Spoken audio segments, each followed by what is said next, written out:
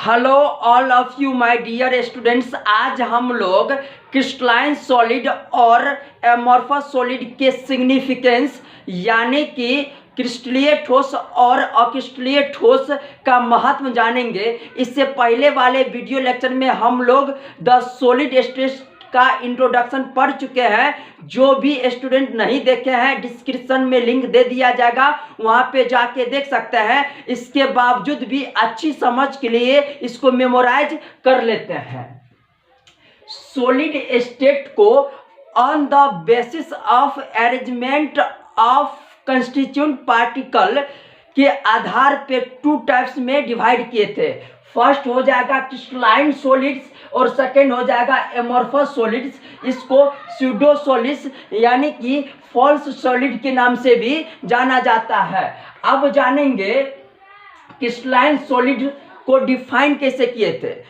इसका जो अरेंजमेंट होगा वह रेगुलर होगा, तो इसको क्रिस्टलाइन सॉलिड्स कहते हैं। यानी कि क्रिस्टलीय ठोस का जो व्यवस्था होता है वह नियमित होता है। उसके बाद एमॉर्फस सॉलिड का जो अरेंजमेंट होता है इरेगुलर होता है, मतलब अनियमित होता है।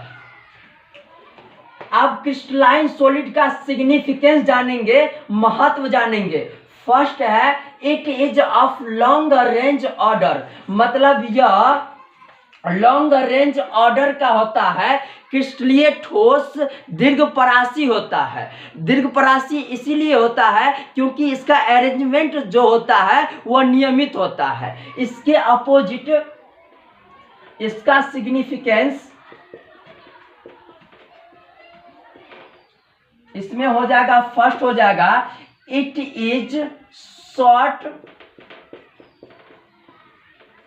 Range order, sorry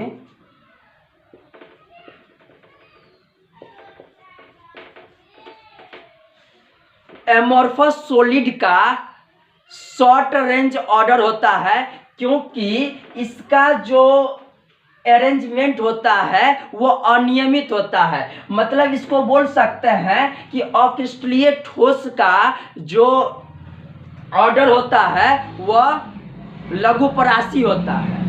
second it has sharp melting point, इससे इसका गलनांक तेज होता है, मतलब शार्प होता है। इसको बोल सकते हैं जैसे क्वार्टर्स का बात किया जाए या लोहा का बात किया जाए, तो इसका जो गलनांक का जो ऊष्मा होगा वो बहुत ही तेज होता है, हाई होता है। इसके अपोजिट अगर इसका देखें तो इसका हो जाएगा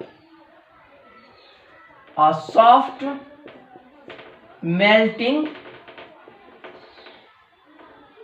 point.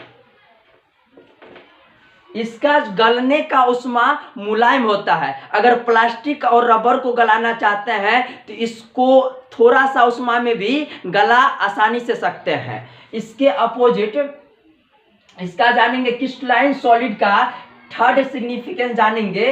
It has definite heat of fusion, इसमें गलाने का जो ऊष्मा होता है वह निश्चित होता है।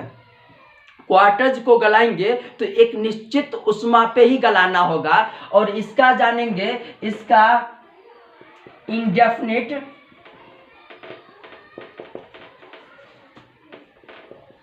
हीट ऑफ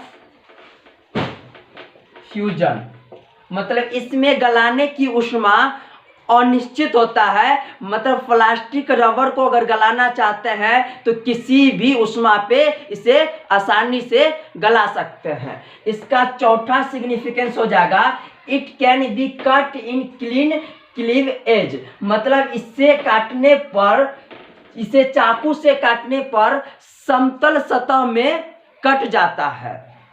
वही क्वार्टर्स का अगर बात किया जाए, मतलब ये कि कांच का बात किया जाए तो कांच को काटेंगे तो वो समतल सतह में आसानी से कट जाएगा। इसके अपोजिट ये रफ कटता है, मतलब ये कि अगर प्लास्टिक का बात किया जाए या शीशा वगैरह का बात किया जाए तो बीच से भी फूट जाता है, अगर काटे भी तो सही ढंग से कटता नहीं, मतलब रफ सतह में कट जाता है।